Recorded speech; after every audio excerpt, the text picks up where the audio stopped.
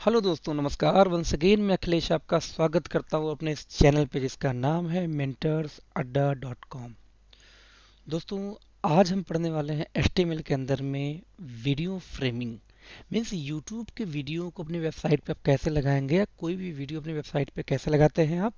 और साथ में इसके अलावा हम कोई एक्सटर्नल वेबसाइट यूज करना है, आपके अपने खुद की वेबसाइट पे उसको लिंक देना है, या लिंक तो अलग चीज़ हो गई, बेसिकली उसका प्रीव्यू देना है आपको, तो वो कैसे देंगे। साथ में हम बात करेंगे आज हम कोडिंग की। कोडिंग इन द सेंस कि बहुत सारे ऐसे कैरेक्टर्स हैं जो कि HTML रिजर्व करती है अपने लिए, like greater than, less than. तो उसको अपनी वेबसाइट पे हम कैसे यूज करेंगे, चलिए स्टार्ट करते हैं। सबसे पहले मैं खोलता हूँ ऑब्वियसली अपना कोड। देखेंगे प्लेन कोड है, इसके अंदर कुछ भी नहीं है। और इसी सेम को हम ब्राउज़र में भी ओपन कर लेते हैं। ब्राउज़र में कुछ भी नहीं है क्योंकि ऑब्वियसली अंदर कुछ नहीं है कोडिंग में, तो ब्राउज़र में कुछ डिस्प्ले नहीं होगा। स्टार्ट करते हैं। तो हम इसको बेसिकली स्टार्ट करते हैं। स्टार्ट करने के लिए हम इसको यूज करते हैं, इसके लिए हम आई फ्रेम, IFRAME फ्रेम। आई फ्रेम के बाद में इसको हमें सोर्स देना होता है। जिस तरह से फोटो का हम SRC करते हैं, इसका भी हम SRC करेंगे। सोर्स देने के लिए हमें देना होता है कोई भी वेबसाइट या कोई भी यूट्यूब के वीडियो का लिंक। तो सबसे पहले मैं आपको दिखाता हूँ एक ऐसे लिंक को जो मेरे फोल्डर में पड़ा हुआ है, उसको हम दिखाते हैं। चलिए, मैंने अपना फोल्डर खोला। देखिए इंडेक्स फाइल है जो मैंने ऑलरेडी मैं ओपन कर रखा हूँ। और चूंकि मैं ऑफलाइन हूँ तो मैं कोई वेबसाइट दूंगा तो पेज वो डिस्प्ले नहीं होगा। तो मैंने क्या किया कि अपनी जो मेरी वेबसाइट है मेंटर्स अड्डा की, उसको वेबसाइट को मैंने यहाँ पर रखा हुआ है ऑफलाइन फोल्डर के अंदर। तो मेंटर्स एक फोल्डर है। इस मेंटर्स फोल्डर के अंदर में ढेर सारी फाइलें हैं। इसके अंदर देखिए एक पेज है index.html। तो हम इसको डिस्प्ले कराते हैं। चलिए हम बैक करते हैं। अब मैंने सोर्स में क्या दिया, सोर्स में ये दिया क्योंकि आप यहाँ ध्यान दीजिए कि फोल्डर इंडेक्स फाइल में इसको ओपन किया हूँ और मेंटर्स के अंदर में वो index.html दूसरी फाइल है। तो हम यहाँ पे सोर्स में हम क्या देंगे कि जहाँ मेंटर्स नाम का एक फोल्डर है, उस फोल्डर के अंदर जो एक index.html नाम से एक फाइल है। आई थिंक आप लोग को आइडिया होगा कि ये मैं पाथ दे रहा हूँ। जब हमें कोई चीज़ एक्सेस करना होता है, लाइक आप जब अपने फोल्डर में कोई चीज़ किसी फोल्डर के अंदर कॉपी करना होता है, पेस्ट करना होता है, तो आप उस फोल्डर के अंदर जाते हैं। ठीक इसी प्रकार से यदि मुझे यूज करना है मेंटर्स के अंदर एक index.html नाम की यदि फाइल, तो हमने उसका पाथ दिया। पाथ देने के बाद में अगेन सोर्स हो गया। इसका हम विड्थ या हाइट भी सेट करते हैं। मैंने चेक करते हैं, मैंने कहा चलो इसका विड्थ आप मान लो 600 पिक्सल का इसका हम विड्थ देते हैं। और हम इस विंडो की जो मतलब जहाँ पे खुल के आएगा वेबसाइट ये लिंक या प्रीव्यू, उसकी जो हाइट होगी हम कहते हैं इसका हाइट आप सेट कर दो 500 पिक्सल का। ये हो गया। कंट्रोल एस से हम सेव करेंगे, उसके पहले हम इसको क्लोज करते हैं और ओपन करते हैं। ये ओपनिंग हुई, क्लोजिंग हुई, कंट्रोल एस से मैंने सेव किया। अब हम आके जरा ब्राउजर में देखते हैं कि वो कैसा खुला हुआ है। कंट्रोल आर, मैंने रिफ्रेश किया। अब देखिए कि ये जो मेरी वेबसाइट है वो ऑलरेडी इतने बड़े बॉक्स में खुल के आ गई। यहाँ पे ध्यान दीजिएगा, मतलब किसी भी वेबसाइट के अंदर में यदि आपको दूसरे वेबसाइट का प्रीव्यू दिखाना है तो आपको यहाँ पे पाथ देना पड़ेगा। ठीक, जैसे मैं एक लाइव करके दिखाता हूँ। मैं अपनी ही कंपनी की दूसरी वेबसाइट खोलता हूँ जहाँ से मैं सॉफ्टवेयर का काम करता हूँ अपना, दैट इज eurobitshop.com। अब मान लीजिए इस वेबसाइट का प्रीव्यू मुझे दिखाना है मेरे मेंटर्स अड्डा की वेबसाइट पे। तो मुझे कुछ नहीं करना है, जिस भी वेबसाइट को उठाना है उसका लिंक आप ब्राउजर से यहाँ से कॉपी करिए। कंट्रोल से मैंने लिंक कॉपी किया। उसके बाद मैं जाता हूँ अपने कोडिंग में, जो मैंने कोड खोला, सोर्स जो लिखा है सोर्स के अंदर यहाँ मैं सोर्स दे देता हूँ कि आपको ये वेबसाइट ओपन करनी है। कौन सी? HTTP पूरा एड्रेस देके eurobitshop.com। यदि मैं इसको कंट्रोल एस से सेव करूँ तो ध्यान दीजिएगा अभी डिस्प्ले कुछ नहीं होगा क्योंकि ये ऑफलाइन है। तो हम इसको डिस्प्ले के लिए चलिए हम इसको रन कराते हैं विंडोज के अंदर में। तो ये रहा मेरी फाइल, मैंने कंट्रोल आर से रिफ्रेश मारा। लुक, अब आप देखेंगे तो index.html को eurobitshop.com, लुक आप यहाँ पे ये आ गया। इसमें थोड़ा सा विड्थ बड़ा करता हूँ, थोड़ा अच्छा लगेगा देखने में आपको। मैंने इसका विड्थ तो 600 था, इसको मैंने कहा आप 1000 पिक्सल का विड्थ ले लो, sorry 1000 pixel. Yes, control S से मैंने सेव किया। मैं रिफ्रेश करता हूँ आगे कंट्रोल एस से। ये देखिए ये एक मेरी वेबसाइट थी, एक मेरी पेज थी। पेज के अंदर में यूरोबिटसॉफ्ट खुल के आ गया। इजी मैं इसको देखूँ तो मैं किसी भी लिंक पे काम करूँगा तो सारी लिंक देखिए आप यहाँ पे वर्क कर रहा हूँ। लाइक यदि मैं सर्विसेज पे क्लिक करूँ तो जो सर्विसेज का पेज होगा वो लिंक होकर खुल के आएगा। लेकिन ये देखिए कि आपके दूसरे वेबसाइट के अंदर में दूसरी वेबसाइट को मैंने लिंक दिया है। ठीक इसी प्रकार से मान लीजिए आप चाहते हो कि यहाँ पे कोई वीडियो हो, तो आप यहाँ पे कोई वीडियो भी दे सकते हो। उसको देने का तरीका क्या होता है मैं करके दिखाता हूँ आपको। मान लीजिए आपने यहाँ पे खोला youtube.com/मेंटर्स अड्डा, एंटर्स ADDA, ठीक है, अड्डा आपने यहाँ पे खोला। तो मेंटर्स क्योंकि ये मेरा चैनल है ऑफिशियल, तो मैं उसी से दिखाता हूँ, वहाँ का कोई वीडियो उठा लेता हूँ और देखते हैं कि इसको कैसे किसी पेज में हम इसको लिंक कर सकते हैं। जैसे मान लीजिए आपने अपना कोई वेबसाइट बनाया, तो ऑलरेडी आप अपने वेबसाइट में भी इस चीज़ को लिंक कर सकते हैं। अब इसमें से मैं कोई एक वीडियो उठा लेता हूँ। जैसे मैं व्हाट्सअप का, जैसे मैंने एक वीडियो बनाया था कि अपने लैपटॉप में या पीसी में व्हाट्सअप कैसे यूज करें। मैंने सबसे पहले इस वीडियो को ओपन किया। आज मेरा थोड़ा नेट की स्पीड स्लो है, सो खैर, तो मैंने क्या किया कि अपने इस वीडियो को ओपन किया। वीडियो को ओपन करते हुए ब्राउजर में देखिए ये जो एड्रेस होता है ये इसका लिंक है। मैंने इसको कंट्रोल से इसमें इसको कॉपी कर दिया। अब मैं इस विंडो को बंद कर देता हूँ। बंद करने के बाद में मैं आता हूँ अपने कोड के अंदर में। कोड के अंदर में मैंने क्या किया कि सोर्स में मैंने क्या बोला कि ये आप हट जाओ, ये लिंक वेबसाइट का, मैंने यहाँ पे वो वीडियो का लिंक कॉपी कर दिया। मैं को इसको अगेन मैं सेव करता हूँ। सेव करने के बाद में मैंने क्या किया कि अगेन ब्राउजर पे हम उसको चेक करते हैं। मैंने कंट्रोल R से रिफ्रेश किया। रिफ्रेश करने के बाद में आप देखें यहाँ पे ब्राउजर ब्राउजर रन कर रहा है। अब ये रीड क्या कर रहा होगा, जो लिंक मैंने वहाँ पे दिया था, राइट, सोर्स के अंदर जो मैंने लिंक दिया था उस लिंक को ये रीड कर रहा है और उस लिंक का प्रीव्यू ऑब्वियसली यहाँ पे ऑटोमेटिक आ जाएगा। तो जैसा कि देख रहे हैं कि यहाँ कुछ डिस्प्ले नहीं हो रहा क्योंकि आज मेरे नेट की स्पीड बहुत स्लो है।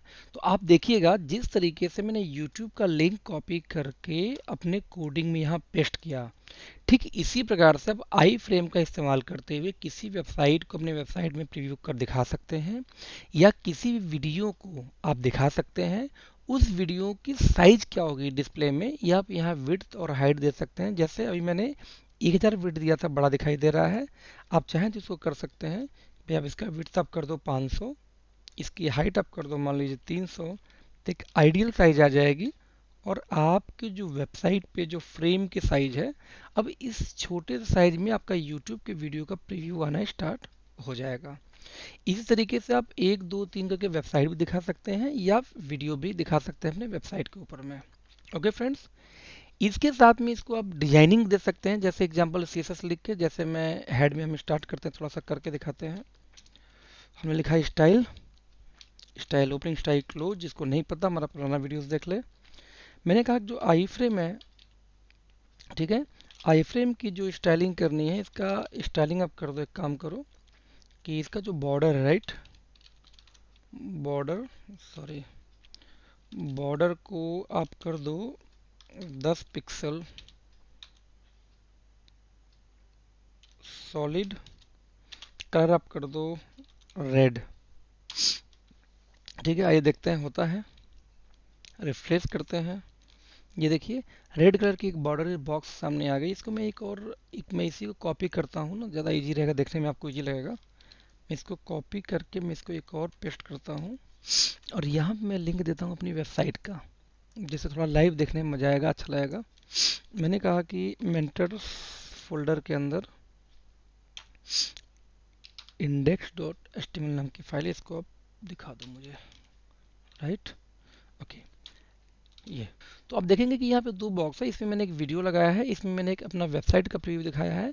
क्योंकि नेट की स्पीड स्लो है, सो नहीं आ रहा है। आप अपने यहाँ चेक करिएगा, यदि आपसे नहीं होगा तो आप मुझे कमेंट करिएगा फेसबुक या यूट्यूब के ऊपर, मैं उसको रिप्लाई करूँगा। और ये देखिए यहाँ पे मैंने जो वेबसाइट का प्रीव्यू दिखाया था, आप इसमें से मैं यूज कर सकता हूँ एनी पार्ट। जिस पार्ट पे मैं क्लिक करूँगा, आप देखो इस बॉक्स के अंदर उतना पार्ट उसका आ जाएगा। तो इस तरीके से किसी भी दूसरी वेबसाइट को, यानी एक्सटर्नल वेबसाइट को आप लिंक कर सकते हैं, एक्सटर्नल वीडियो को आप लिंक कर सकते हैं किसी भी वेबसाइट पे एज ए प्रीव्यू देखने के लिए। साथ में उस एरिया के अंदर में उसको आप एक्सेस भी कर सकते हैं, देख भी सकते हैं। ओके दोस्तों, तो उम्मीद है आपको अच्छे समझ में आया होगा। मान लीजिए आपको बॉर्डर नहीं चाहिए तो आप बोल सकते हैं कि मुझे इसके नीचे कोई बॉर्डर नहीं चाहिए, आप नन कर सकते हैं। यहाँ पे देखते हैं, देखिए पूरा बॉर्डर गायब हो गया, सिंपल। तो ठीक इसी प्रकार से आपने ये वीडियो देखा, इसमें कंट्रोल जेड करता हूँ, आपने ये देखा। इस बार हम एक चीज़ आज और जानेंगे कि बेसिकली HTML में के अंदर क्या होता है कि कुछ कोड्स की भी इस्तेमाल की जाती है कई बार। आपको मैंने स्टार्टिंग बताया जैसे स्पेस देने के लिए एंड एनबीएसपी में यूज करते हैं। तो क्यों? क्योंकि एचटीएमएल क्या करता है कि बाय डिफॉल्ट कुछ ऐसे कीज होते हैं जिसको रिजर्व कोटे में रखता है, जिसको आप लिख नहीं सकते। फॉर एग्जांपल, मैं कहीं यदि मान लीजिए वेबसाइट में मुझे ग्रेटर देन या लेस देन दिखाना हो, तो क्योंकि यदि मैं लेस देन या ग्रेटर देन यूज करूंगा तो उसको ये टैग मान लेगा एचटीएमएल, क्योंकि रिजर्व है इनके लिए। ठीक है, तो इनको हम कैसे यूज करेंगे, चलिए आज हम इसके बारे में भी बताते हैं आपको। सबसे पहले हम देखते हैं, जब भी हम कोई ऐसा कोड इस्तेमाल करना होगा उसको हम लिखेंगे एंड से। ठीक है, एंड करते देखिए यहाँ पे कौन कौन सा कोड, जैसे आपको परसेंट यूज करना है तो आप एंड हैश 37 लिख के यूज कर सकते हैं। ठीक है, तो मैं सबसे पहले यूज करता हूँ एन बी एस पी। इसको मैंने अपने सबसे पहले आई थिंक दूसरे या तीसरे ट्यूटोरियल में भी मैंने बताया था। एन बी एस पी क्या है कि बेसिकली स्पेस रीड नहीं करता।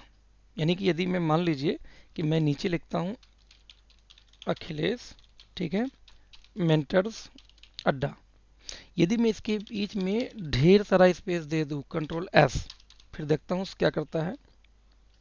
ठीक है, मैं ढेर सारा स्पेस दे दूं तो भी जो एचटीएमएल में जब आपके आके यहाँ रिफ्रेश मारेंगे तब देखिए यहाँ पे ये जो लिखा हुआ था, देखिए इसके अंदर स्पेस नहीं है, सिर्फ सिंगल स्पेस है। मतलब एचटीएमएल क्या करता है कि जो एक्स्ट्रा स्पेस है, मैंने 10 स्पेस दिया तो एक ही स्पेस मालूम करेगा, मतलब उसको रिमेंबर करेगा, ब्राउजर बाकी 9 को डिलीट कर देगा। बट यदि मुझे स्पेस देना है तो क्या करेंगे, तो स्पेस के लिए हम यूज करते हैं एनबीएसपी। एनबीएसपी मतलब क्या होता है, मैं देख के देखा, सबसे पहले एंड यूज करेंगे क्योंकि अगेन स्पेशल है ये, एनबीएसपी, और सेमी कोलन से आपको ब्रेक करना होता है, तो इतने को ये एक स्पेस मानता है। अब ये एनबीएसपी का मतलब क्या होता है, नॉन ब्रेकिंग स्पेस। ठीक है, तो अब मुझे एक स्पेस चाहिए तो मैंने एक बार लिखूंगा, अब मुझे यदि 10 चाहिए तो मैंने इसको और 2 3 4 5 6 7 8 9 10 बार मैंने इसको पेस्ट कर दिया। कंट्रोल एस से हम सेव करते हैं। अब यदि मैं ब्राउजर में आकर रिफ्रेश करूं तो आप देखिए इस अखिलेश और इस मेंटल अड्डा के बीच में 10 स्पेस का ये फासला हो गया है। यानी इस में जितना भी मैं स्पेस चाहिए उतनी बार and n b s p लिखना पड़ता है, यानी कि नॉन ब्रेकिंग स्पेस। ठीक इसी प्रकार से कुछ चीज़ें हम और दिखाते हैं आपको। मान लीजिए आपको लेस देन यूज करना है तो आप एंड लिखेंगे और क्या लिखेंगे, l t semicolon, l t for l for less, t for than l t. Okay, इस तरह से यदि आपको स्पेस लिखना, मान लीजिए मैं इस पे ग्रेटर देन देना तो क्या करेंगे आप, अगेन वही एंड, और ग्रेटर देन है तो जी टी। ठीक है, ब्रेक। देखते हैं इसको करके रिफ्रेश। आप देखिए यहाँ पे एक लेस देन ग्रेटर देन का निशान आ गया, लेकिन वहाँ लिखेंगे तो कोड मान लेगा उसको, इसलिए मैंने इसको सबसे पहले एंड एंड लगा के हमने यूज किया। मतलब ऐसा कोई कोड हमें यूज करना होगा तो पहले हम एंड लगाएंगे और लास्ट में हम लगाएंगे क्या, सेमीकोलन, उसके बीच में उसका उससे मिलता जुलता उसका कोई वर्ड, पहला करेक्टर, ऐसा कुछ हम लिखते हैं। फॉर एग्जाम्पल कॉपीराइट का हमें कॉपी लिखना है तो हम यहाँ लिखते हैं and, c o p y, copy, break, ये कॉपीराइट हो गया। हमें ट्रेडमार्क यूज करना है तो हमने यहाँ लिखा एंड, हमने लिखा ट्रेड, ये देखिए हमारा ट्रेडमार्क हो गया। ठीक है, इस तरीके से मान लीजिए मुझे यूरो लिखना है, यूरो का सिंबल मुझे चाहिए तो हम कैसे लाएंगे। ठीक है, हम यहाँ लिखे सीधे एंड और e u r o, euro, और ये क्लोज, ब्रेक। कंट्रोल से हम सेव करके देख चेक करते हैं एक बार फिर से रिफ्रेश। आप देखिए ग्रेटर देन लेस देन के बाद में यहाँ पे कॉपीराइट का सी आ गया, ट्रेडमार्क के लिए टीएम यूज करते हैं वो आ गया, और यूरो का सिंबल आ गया। मतलब यूरो का इस तरह से कोई भी स्पेशल करेक्टर यदि आप यूज करते हैं तो आपको अलग से उसके लिए देना पड़ेगा, और एंड और लास्ट में ये ब्रेक करते हैं सेमीकोलन से। आपको 2-3 दिन के अंदर मेरी वेबसाइट जो नई वाली आएगी आप उस पर देखिएगा तो इसमें आपको सारे ऐसे लिस्ट मिल जाएंगे कोड्स के, और और जो डिटेल्स कुछ और मैं आगे भविष्य में लाने वाला हूँ तो उसके डिटेल भी मेरी वेबसाइट पे आपको मिलने शुरू हो जाएंगे। ओके दोस्तों, तो उम्मीद है आपको ये सारा कुछ वीडियो समझ में आया होगा, जो जो मैंने आपको बताया फ्रेम का इस्तेमाल करके कैसे आप एक्सटर्नल वीडियो को यूज कर सकते हैं, और एम परसेंट या एंड और सेमीकोलन को यूज करके कैसे आप रिजर्व कीवर्ड्स भी अपने वेबसाइट पे आप डिस्प्ले करा सकते हैं। दोस्तों थैंक यू सो मच ये वीडियो देखने के लिए। यदि आपको पसंद आया हो तो प्लीज़ इस वीडियो को शेयर करें, मेरे यूट्यूब के चैनल को सब्सक्राइब करें, फेसबुक को लाइक करें, अगेन प्रमोट करें, जिससे मुझे प्रोत्साहन मिले और वीडियोस बनाने के लिए। दोस्तों थैंक यू सो मच इस वीडियो को देखने के लिए। मिलते हैं अपने अगले वीडियो में।